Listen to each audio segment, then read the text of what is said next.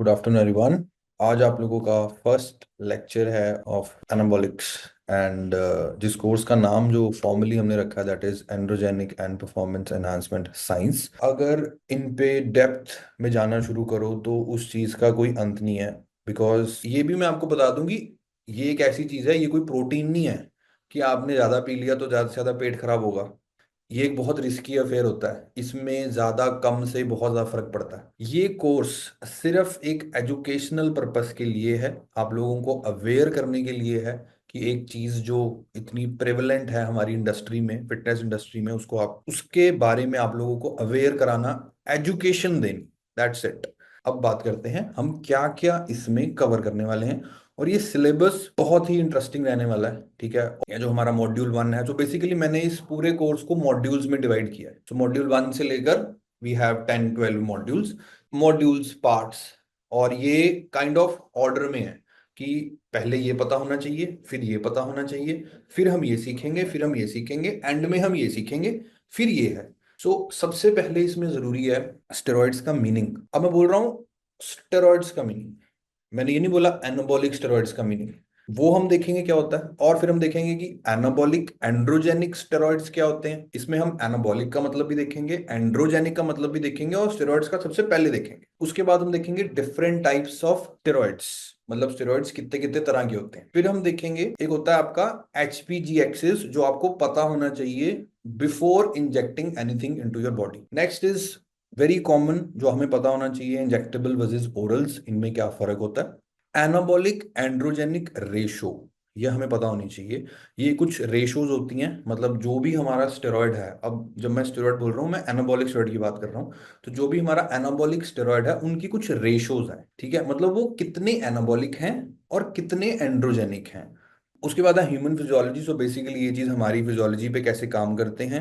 What hormones are, hormones क्या होते हैं, हमारा एंडोक्राइन सिस्टम वर्क कैसे करता है, एंड्रोजन की बायोलॉजी क्या है, मतलब ये जानना कि बॉडी के अंदर स्टेरॉइड्स काम कैसे करते हैं, एंड्रोजन रिसेप्टर्स काम कैसे करते हैं। बेसिकली होता क्या है, जब आप स्टेरॉइड कोई भी यूज करते हो तो हमारी बॉडी के अंदर जहां जहां पर भी टिश्यूज के ऊपर एंड्रोजन रिसेप्टर्स हैं। बेसिकली जब हम एंड्रोजन बोल रहे हैं ना, तो हम टेस्टोस्टेरोन की बात कर रहे हैं। यानी कि टेस्टोस्टेरोन को रिसीव करने वाले जो रिसीवर्स हैं वो बॉडी में कहाँ कहाँ हैं, तो वो वहां पर जाके बेसिकली काम करते हैं जहां पर एंड्रोजन रिसेप्टर्स होते हैं। उसके बाद है natural testosterone versus synthetic derivatives. तो नेचुरल टेस्टोस्टेरोन ऑब्वियसली जो हमारी बॉडी के अंदर है, और उसी से बने हुए उसके सिंथेटिक डेरिवेटिव्स जो हम लैब में बनाते हैं। This is your module 1। इसमें हमने बिल्कुल काइंड ऑफ बेस क्रिएट करने की कोशिश करी है कि आपको एक बेसिक्स आपके स्ट्रांग हो जाएं। उसके बाद टेस्टोस्टेरोन और उसके डेरिवेटिव्स, सिंपल सबसे मेन चीज। टेस्टोस्टेरोन पढ़ेंगे, उसके बेनिफिट्स, उसके साइड इफेक्ट्स, टेस्टोस्टेरोन के ईस्टर्स पढ़ेंगे हम।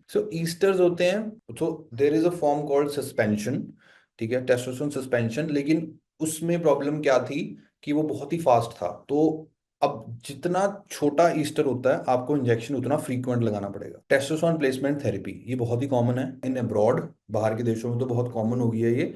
TRT basically after the age of 40, अगर कोई चाहता है कि उसको बॉडी मेंटेन रखनी है, उसको एनर्जी लेवल्स मेंटेन रखने हैं, उसको अपनी सेक्स लाइफ 20 साल वाली रखनी है, तो वो लोग 40 के बाद TRT पे आ जाते हैं, क्योंकि डिक्लाइन तो एक नेचुरल आना ही आना है विद एज, चाहे आप जो मर्जी कर लो। Free testosterone, estrogen, prolactin, DHT, so हमारी बॉडी के अंदर जैसे टोटल टेस्टोस्टेरोन होता है, ऐसे ही फ्री टेस्टोस्टेरोन भी होता है, जो ज्यादा मैटर करता है rather than total. Estrogen males में भी है, प्रोलैक्टिन मेल्स में भी है, DHT, क्योंकि हमारे अंदर टेस्टोस्टेरोन है इसलिए हमारे अंदर DHT भी होगा, हमारे अंदर नेंड्रोलोन भी होगा, ये तीनों हमारे अंदर ऑलरेडी प्रेजेंट है।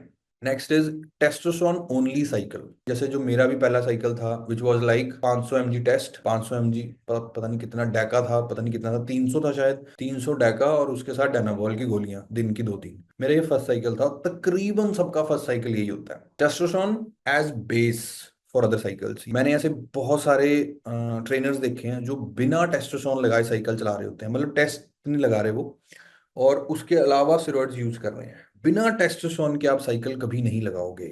कभी भी नहीं। टेस्टोस्टेरोन के अंदर हमारे पास डेरिवेटिव्स आते हैं। जब हम डेरिवेटिव की बात कर रहे हैं तो हम ये बात कर रहे हैं कि एक टेस्टोस्टेरोन है, और टेस्टोस्टेरोन मेन हार्मोन है, यानी कि पेरेंट हार्मोन हो गया मान लो, और फिर उसके बाद हमने उसकी कौन कौन सी फॉर्म्स और बना ली। तो हमारे पास जैसे डायनाबॉल आ गया, फिर हेलोटेस्टिन है, ये दोनों ओरल फॉर्म्स होती हैं। उसके बाद है इक्विपॉइस, सो इसको बोल्डिनॉन भी बोला जाता है, बोल्डिनॉन नाम से ये ज्यादा फेमस है। इसके बारे में जब हम ये आएगा तब पढ़ेंगे कि ये क्या होता है, इसके साइड इफेक्ट्स। उसके बाद होता है डीएचटी। डीएचटी की प्रॉपर्टीज पढ़ेंगे, उसकी एप्लीकेशन पढ़ेंगे। डीएचटी डेरिवेटिव्स होते हैं जैसे प्रोविरॉन, बहुत बहुत कॉमनली यूज करी जाती है, पूरा पूरा साल इसको लोग चलाते हैं, क्योंकि मेनली ये आपके फ्री टेस्ट को बूस्ट करती है और थोड़ी एंटी एस्ट्रोजेनिक भी होती है। सो नेक्स्ट इज हम पढ़ेंगे विंस्ट्रॉल के बारे में, प्रिमोबोलिन के बारे में, अनावर आप में से शायद किसी ने सुना हो, बहुत पॉपुलर ओरल ड्रग है ये। एनड्रॉल भी सुनी होगी आप में से शायद किसी ने, ये भी बहुत पॉपुलर ओरल ड्रग है। तो ये सारे हमारे डीएचटी डेरिवेटिव्स हैं। देन नेंड्रोलोन एंड इट्स डेरिवेटिव्स, मैंने आपको तीन चीजें बोली थी ना बॉडी के अंदर है। अब नेंड्रोलोन के भी डेरिवेटिव्स, मेनली नेंड्रोलोन डेरिवेटिव्स यूज होते हैं गेनिंग में, जो मैं आपको डेका वगैरह बोल रहा था, जो तकरीबन फर्स्ट साइकिल सबका होता है। तो नेंड्रोलोन और नेंड्रोलोन ईस्टर्स होते हैं, तो इसमें भी हमारे पास ईस्टर्स होते हैं। ईस्टर्स डीएसटी में भी हैं, इसमें भी हैं। सो नेंड्रोलोन के हमारे पास आगे ईस्टर्स हैं, ठीक है, स्पीड को कंट्रोल करने के लिए ड्रग की। हमारे पास डेकोनेट है, उसकी प्रॉपर्टीज हैं, एप्लीकेशन है। हमारे पास एनपीपी है। सो बेसिकली डेकोनेट, वो डेका को ही डेकोनेट कहा गया है यहाँ पे, ठीक है।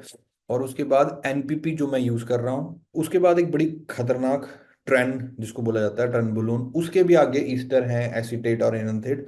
सो एसीटेट ज्यादातर यूज होता है इसका। So acetate is the faster form, मतलब वही तेज जाएगा और जल्दी से ब्लड से निकलेगा, और enanthate is a slower form. उसके बाद estrogen use in testosterone usages. तो मतलब ज्यादातर बॉडी बिल्डर क्या करते हैं, जैसे मैंने अभी आपको बताया कि एस्ट्रोजन को सप्रेस कर दो, एस्ट्रोजन ही साइड इफेक्ट लेके आएगा, एस्ट्रोजन गाइनो करेगा, एस्ट्रोजन वाटर रिटेंशन करेगा, ठीक है, पफिनेस लेके आएगा बॉडी के अंदर, बॉडी की हार्डनेस खराब करेगा। एस्ट्रोजन को सप्रेस कर दो, उसको सप्रेस नहीं करना। टाइप्स ऑफ एस्ट्रोजन देखा जाए तो जर्नली जब हम चेक कराते हैं ब्लड टेस्ट मेन, तो हम E2 चेक कराते हैं, विच इज एस्ट्राडियोल। जर्नली यही चेक होता है और यही सबसे मेन है भी है बॉडी के अंदर हमारी। मॉड्यूल 6 में हम पढ़ेंगे डीएचटी। अभी जो मैंने पढ़ा, डीएचटी की फुल फॉर्म होती है डाई हाइड्रो टेस्टोस्टेरोन। इसका रोल टेस्टोस्टेरोन यूसेज में, जो मैंने अभी आपको बताया, टू कंट्रोल एस्ट्रोजन। इसका ओरिजिन 5AR के बाद डीएसटी इन फिजिक कंपटीशन, क्योंकि डीएसटी ज्यादातर फिजिक को हार्ड करने के लिए यूज किए जाते हैं। डीएसटी आपके हेयर में, स्किन में, प्रोस्टेट में। सो डीएसटी का जो मैं अभी आपको बता रहा था कि एंड्रोजेनिक साइड इफेक्ट को कंट्रोल किया जाता है। ग्रोथ हार्मोन हमारा नेक्स्ट मॉड्यूल है, उसमें हम पढ़ेंगे ग्रोथ हार्मोन होता क्या है, IGF-1 which is insulin like growth factor, उसका रोल क्या होता है, mechanism of action, when and why use exogenous HGH, कब हमें एचजीएच यूज करना चाहिए, रोल इन बॉडी कॉम्पोजिशन, मतलब फैट लॉस में कितना हेल्प करता है ये। Then HGH and water retention, ये होता है, ये मैंने भी फील किया है, जब हम एचजीएच लगाते हैं तो वाटर रिटेंशन होती है। एंड एचजीएच की डोजिंग मिनिमम से मैक्सिमम कितनी जा सकती है, टाइमिंग में एडमिनिस्ट्रेशन वगैरह क्या रहनी चाहिए। फैट बर्नर्स के बारे में पढ़ेंगे, clan T3, yohimbine, injectable L carnitine. उसके बाद आएगा गेटिंग ब्लड वर्क डन, आपको अपना ब्लड वर्क कब कब कराना है, वो सारा। हार्मोनल पैनल कौन से चेक कराने हैं, लिपिड पैनल कौन से कराने हैं, LFT, KFC, CBC, HbA1c, TSH, IGF-1, CRP level. इसके अलावा और भी बहुत सारे मैं आपको बताऊंगा जो कराने चाहिए, ठीक है। जैसे सिस्टेन सी करके एक टेस्ट होता है किडनी का, which gives you more accurate numbers about your kidney. ऐसे ही मान लो CRP है, CRP is C reactive protein, जो आपकी बॉडी में इन्फ्लेमेशन को चेक करता है। अब इससे बेटर मार्कर होता है एक HSCRP, आप वो करा सकते हो। Health monitoring and intervention, very important topic, क्योंकि देखो सामान तो लगा लेते हैं सारे, लेकिन हेल्थ का कैसे ध्यान रखना है ऑन साइकिल, आफ्टर साइकिल, वो सबसे ज्यादा जरूरी होता है। सो कार्डियोवास्कुलर साइड इफेक्ट्स हमें कौन कौन से आ सकते हैं साइकिल पे, सबसे पहला होता है डिसलिपिडीमिया। डिसलिपिडीमिया इज जहां आपका HDL लो हो जाता है, विच इज गुड कोलेस्ट्रॉल, और LDL हाई हो जाता है। आपका हाइपरटेंशन हो सकती है, हार्ट रेट बढ़ सकता है, RBC बढ़ सकते हैं, बढ़ते ही हैं RBC। LVH, जिसको हम लेफ्ट वेंट्रिकुलर हाइपरट्रॉफी बोलते हैं, सो बेसिकली हमारा हार्ट का एक वॉल्व होता है मेन जो ब्लड पंप करता है, उसकी हाइपरट्रॉफी हो जाती है, मतलब उसकी वॉल्स थिक हो जाती है। ऑर्गन साइड इफेक्ट्स में लिवर डैमेज हो सकता है, किडनी डैमेज हो सकती है। एस्ट्रोजेनिक साइड इफेक्ट्स में हम आपको एंटी एस्ट्रोजेनिक एंसिलरीज बताएंगे, जो मैंने अभी आपको बताई, AIs, अरोमाटाइज इनहिबिटर्स ऑफ सर्म्स। पर एस्ट्रोजेनिक साइड इफेक्ट कौन कौन से हो सकते हैं, इस गाइनो सबसे गंदा side effect, water retention, acne and sexual dysfunction. And androgenic side effect में हमारे पास अगेन एंटी एंड्रोजेनिक एंसिलरीज भी बता देंगे, जैसे फिनास्टाइड होती है, प्रोपीशिया होती है, जो हेयर लॉस वगैरह में हेल्प करती है। तो hair loss, acne, prostate growth, ये सब हो सकता है हमें एंड्रोजेनिक में। प्रोजेस्टोजेनिक साइड इफेक्ट्स होते हैं तकरीबन similar to estrogenic side effects, gyno and sexual dysfunction हो सकता है। मॉड्यूल 11 आएगा पीसीटी। तो पीसीटी के बारे में जानना बहुत जरूरी है, क्योंकि सब कुछ लगा लिया, अब मान लो आपका मन है कि अब मैंने ऑफ होना है, मान लो बेबी प्लान करना है, ठीक है, उस टाइम फिर बंदा सोचता है कि अब मुझे पीसीटी करनी है। अब पीसीटी का भी ये है कि लोग बड़ा कैजुअल लेते हैं पीसीटी को, हाँ ठीक है कोई नहीं, 21 दिन करना है, हाँ एचसीजी लगा लो, एचएमजी लगा लो, अपना नोल्वाडेक्स खा लो, होगी पीसीटी। ऐसे नहीं होती पीसीटी। आपको पहले ब्लड टेस्ट कराने हैं, आपने पहले देखना है कि बॉडी के अंदर क्या क्या हिला है, ठीक है। अगर तो काफी लंबा साइकिल था, अगर आपको इस चीज की नॉलेज है, ये चीज नॉर्मल है क्योंकि मैं इतना लंबा साइकिल पे रहा हूँ, तो ऑब्वियसली ये होना ही था, नो प्रॉब्लम, मैं इससे पीसीटी करूंगा and I will come back to my normal numbers within a month और टू। अगर ये चीज आपको पता हो, तो आपको वो नंबर्स देख के, या जब आपको साइड इफेक्ट्स आ रहे हैं ब्रेन फॉग जैसे अजीब से, तो आप एटलीस्ट आप उससे घबराते नहीं हो, और आप उसकी वजह से आप एंग्जाइटी नहीं होती आपको, आप ऐसे डर नहीं जाते एकदम से, ओ पता नहीं क्या हो गया, डॉक्टर के पास भागो, घर वालों को बताओ, ऐसा कुछ नहीं करते आप। सो पीसीटी बहुत इंटरेस्टिंग है, उसमें हम सारा देखेंगे कि सर्म्स को कैसे यूज करना है, ब्लास्टिंग क्रूजिंग क्या होती है, एचसीजी फॉर फर्टिलिटी कैसे यूज करते हैं हम पीसीटी में। इसमें एचएमजी भी बताऊंगा मैं, वो मैंने लिखा नहीं है। So HCG is human chorionic gonadotropin and HMG is human menopausal gonadotropin. तो ये दोनों ही यूज किए जाते हैं पीसीडी में। इसमें एचएमजी यूज नहीं भी करोगे तब भी काम चल जाता है, कर लोगे तो ठीक है, थोड़ी तेज फर्टिलिटी वापस आ जाती है, लेकिन नहीं भी करोगे you can pass with it. और ट्रांजिशन कैसे होता है cycle to PCT, ideal PCT protocol कैसा हो सकता है, हेल्थ सप्लीमेंट हमने ड्यूरिंग पीसीटी कौन से यूज करने हैं।